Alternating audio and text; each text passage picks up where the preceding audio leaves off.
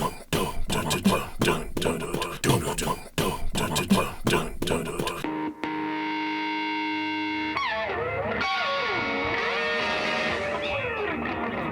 people, welcome back to another Fwoosh Weekly. As always, I'm Robo, and the theme of this week's weekly is exclusives. You got your San Diego Comic-Con, you got your PowerCon, you have your Amazon, you have your Entertainment Earth, you have your Target, and is that all of them? I'm sure there's one or two more. In some cases, it's not a bad thing. You just press the button, you wait. But in other cases, you missed the sale day or you were doing something else at the time and boom, they're gone. And then you're left with nothing but a wing and a prayer, hoping that they do come back at some point. I mean, I get the reasoning and I get the timing because, as we've talked about, this summer is feeling a lot more like pre-lockdown times, you know, where we're looking forward to in-person shows.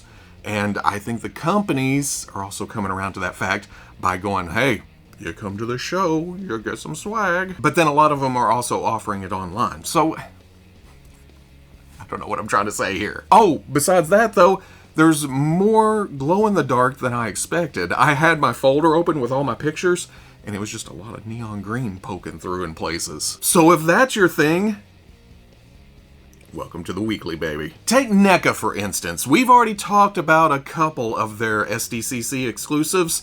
This week they announced a couple more. Here is the Teenage Mutant Ninja Turtles 3 movie box set, and I still have no attachment to this, but seeing them in action figure form, I dig the samurai look, and how as a group, they'll look different from every other quartet of turtles that you can have in your display or on your shelves or in tubs or still in the boxes, whatever you do with your toys. Plus there's the whole Samurai Leonardo connection, taking the Playmates design and sticking it in the real world. But then I do not care for the dead puppet stare from the sequels. That's not a knock on the toys, those are accurate. That just turns me off. I'm more of a first movie kind of guy, I guess. Still, these are neat, especially if you're into the later films. But then there's also the Universal Monsters glow-in-the-dark creature from the Black Lagoon. See, I told you there'd be exclusives and glow-in-the-dark, and first item.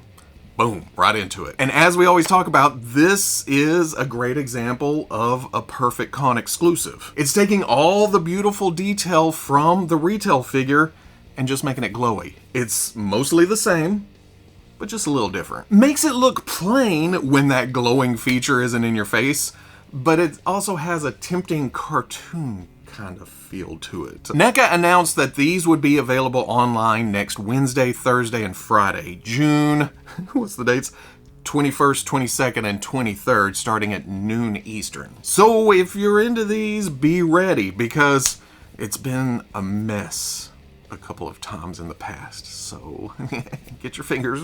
Speaking of glow-in-the-dark creatures, Jada announced that their San Diego Comic-Con exclusive will be a glow-in-the-dark General Mills Cereal Monsters Booberry. But they also said it would be retailer exclusive, so if you don't snag it at the show, you can still buy it at retailers? I don't know how that works. I'm also not sure if this is the same blue version that they showed at last year's LA Comic-Con. If you look at this picture, you can still see a little translucent blue plastic to the arms, while the rest is that glowy green.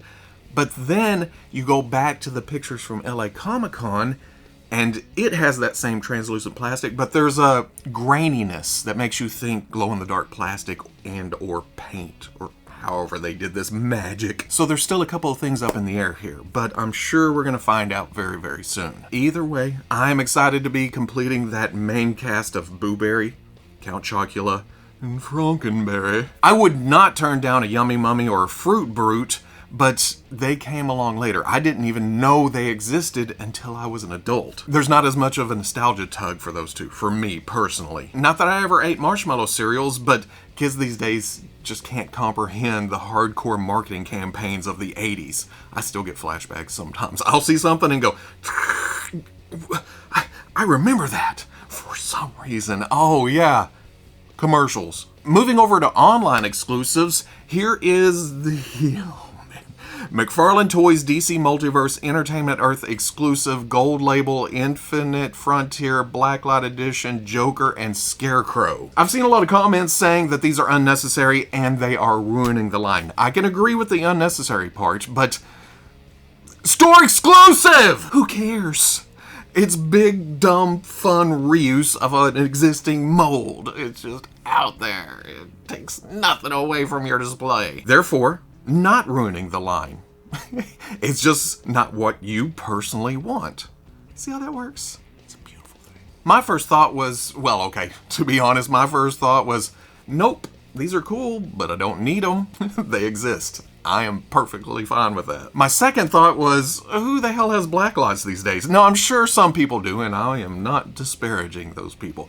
It's just that I haven't thought about blacklight type things in many years. Then the actual pre-orders popped up, giving a contents rundown, and there is a base with stands to hold up the included pair of battery-operated blacklights. Now, that's just cool. That's just thinking ahead. It's not something you buy that requires you to purchase something else in order for your item to do that special thing that it's advertised to do. Everything's right there in the box, except I didn't see anything saying whether or not it includes batteries. That may be an extra purchase. But if it doesn't say requires 2 blah blah blah batteries, maybe it's included? I don't know. Especially for the $30 price tag. But if you're into figures that look closer to their comic counterparts, McFarlane Toys also announced a couple of DC Multiverse Mega Figs. If you're a new school type, here is the Batman in-game Justice Buster. My only experience with this was the Mattel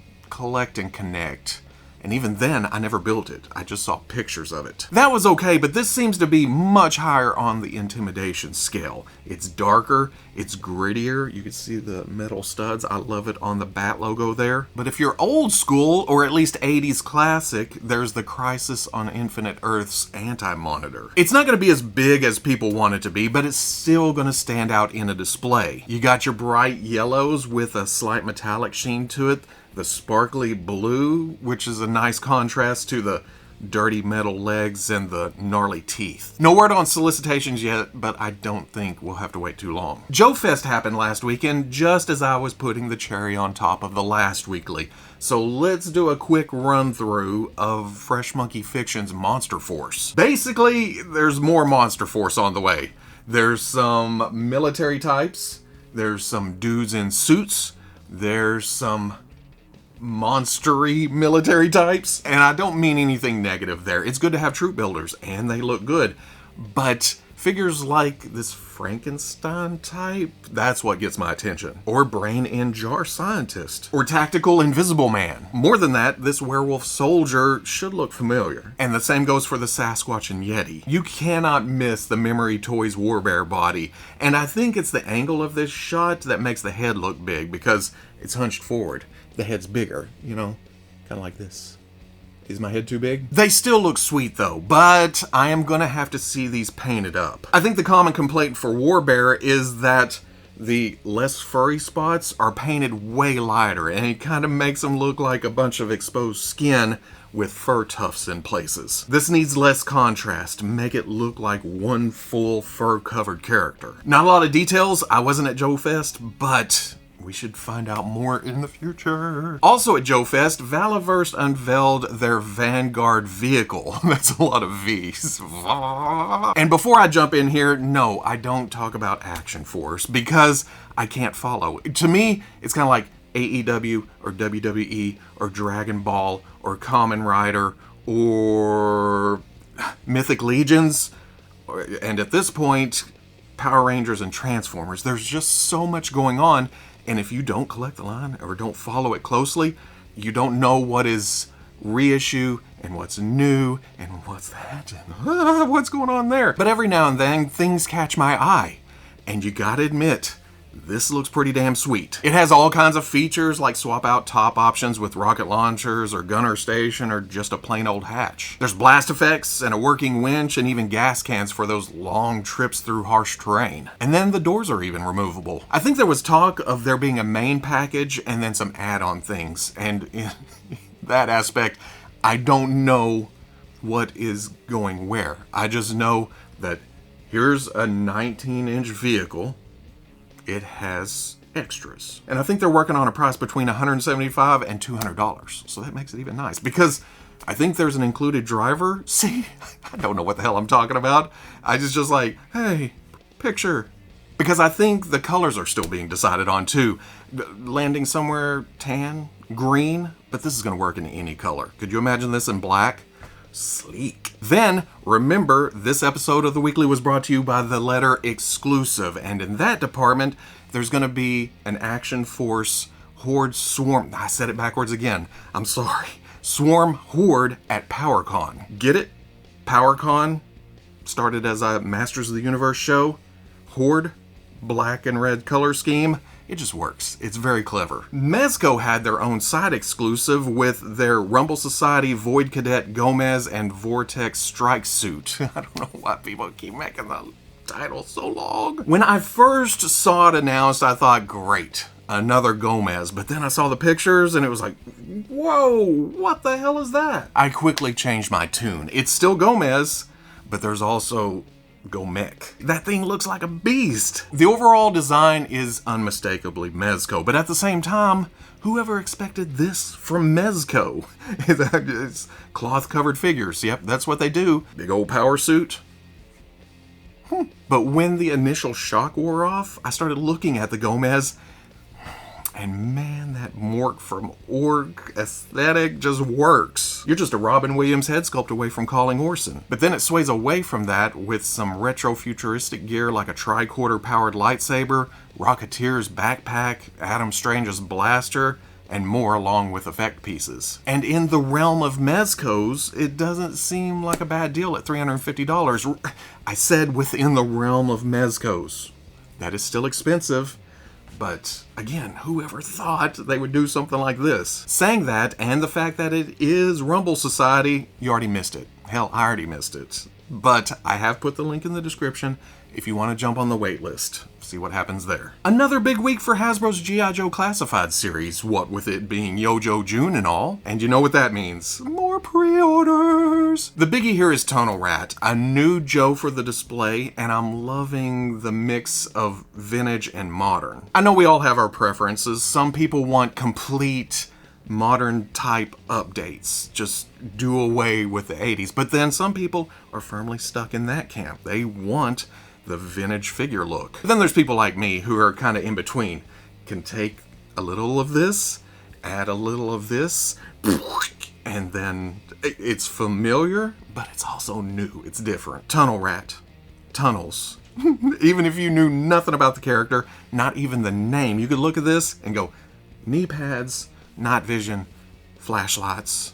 Why, he must crawl around in the dark. Now this is a mainline pre-order available at most outlets along with Desert Commando Snake Eyes. I don't know this, but I love this. My Snake Eyes is forever clad in black, maybe some hints of green and or gray, but this is just fun. The vanilla cream undersuit, the brown sugar and cinnamon pants, a hard candy chocolate shell to the straps and armor, and just a bit of butterscotch for the goggles and sword. Don't forget the toffee grenades and guns. Wait, what? Desert? Yeah, that works too. Still love it. Then to continue the exclusive theme, Amazon got the Cobra Eel, along with some limited quantities on Pulse. We're getting Torpedo. He needed some bad guys to fight underwater, in the bathtub. Oh, you're not gonna get...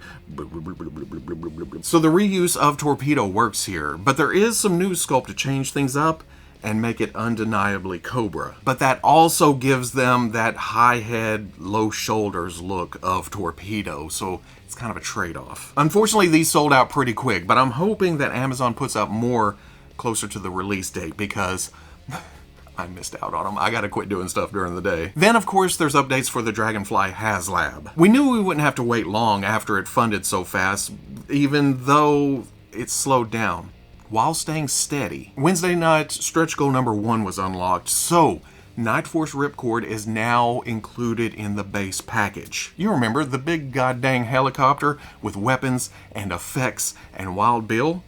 there's another figure included now. That meant it was time to reveal stretch goal number 2, and I think this caught a lot of people off guard. I had no idea who Jane Mulligan was, or Glinda. I say it every time, I wasn't deep into G.I. Joe. I watched the cartoon and had a few of the toys, so I would not be aware whatsoever that there was a repaint of Scarlet issued in Argentina back then. There's no way. Not being backwoods Arkansas. And then later in life, I don't do 3 3/4 inch. So the Scarlet repaint as an homage to Glinda in 2008, I didn't know about that either. But now I know. And knowing is half the battle. Which means the other half of the battle is not knowing. And that's kind of my specialty. Anyway, this is a perfect stretch goal. It's not taking a known popular top 10 wishlist character and putting it behind a paywall. This is just something neat to throw in with the overall package. It's a cool, obscure addition. And really, she's a helicopter pilot. This is for a helicopter. Peanut butter. Jelly. That is awesome, but at the same time, you look at this base body, and you gotta think there's a retro Scarlet coming somewhere down the line. This is all the sculpt required. Different paint job, different head, vintage card. Bring it on. Glinda unlocks at 16,000 backers, and again, the build is slow and steady. So I gotta think with 30 days left, she'll unlock, and maybe on to the next stretch goal, right?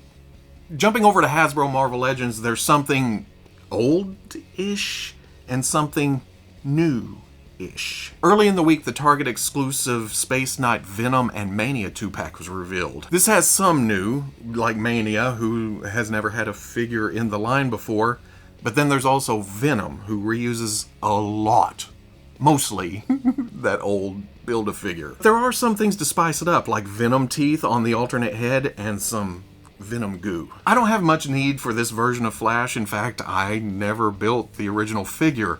But looking at Mania and her Agent Venom garb thing, it makes me wish that we had got an updated Agent Venom to go along with her. Take the overlays and some of the parts from the Walgreens exclusive, I think it was, put it on a newer body, and that would have been pretty sweet. But if you're into Mania and you missed out on the Build-A-Figure, there you go. Not up for pre-order yet, though. That'll be next week. Because this week, Target posted their exclusive Doctor Strange in the Multiverse of Madness Scarlet Witch. This was revealed back in April, so there's no surprises here, but there seems to be a couple of tweaks. There's a few images that are just reuse from the original reveal, so it's what we expected. But then there's some new pictures, and that shows the darker shadow things on the torso being much more prominent, much more darker. There's some edges to them. That, along with the dirty fingers, makes me think that Wanda's been working on her car or something. Doctor Strange in the Multiverse of Mechanics. I gotta go film something else real quick. No, I know the fingers mean she was using dark magic, and I guess the costume smudges are supposed to represent the same thing? I don't know. I can't even tell the differences between the Scarlet Witch costumes. So this, to me, just is a good-looking MCU Wanda. That's all I got. $25 releases in October. But that brings me to Robo's exciting reveal of the week. The figure that caught my eye the most. I think it was just a couple of weeks ago that I was hoping and wishing that some company, any company, would give us Tom Holland's costume from the end of No Way Home. I think it's commonly referred to as the final swing costume. You know, after his identity was erased from everybody's brains and he's just swinging through the city right before the credits. That costume. Ta-da! Bandai has revealed that they will be making that suit next. Yeah, it has all the usual SHF-isms. The lanky ankles, the iffy wrists, the convoluted crotchal region. But I think all that classic spidery goodness overrides those nitpicks. It's definitely MCU with the shiny vinyl, but at the same time, it would not look out of place on your comic shelf. It has that old school vibe, which I know they based the movie look on that, but to get it in action figure form, yeah. That logo in the corner means it will be a Soul Web exclusive, so you'll have to dig around on the third-party import sites, but considering how this looks, it may be worth it. In fact, I fear that it's going to be hard to source just because it's a good-looking basic Spider-Man. And those always go real quick. And that's all I have for this week, but I would like to thank C-Rob, the creator, for making this Robo the Living Planet. This is probably going to look terrible because of my chroma key, so let's cut that out. But it's just a big-headed bastard. You know, like a certain somebody else you know. Wait a second. Ego? Big head? What are you trying to say, C-Rob? But I love that the hat is removable, and you can see the northern hemisphere, and there's not a lot going on under there, just like in real life. Hello, me. So the next Playday continues to grow. I've still got more stuff to paint. That'll be at a later time. You know, when we come back around and I catch you on the Fwoosh.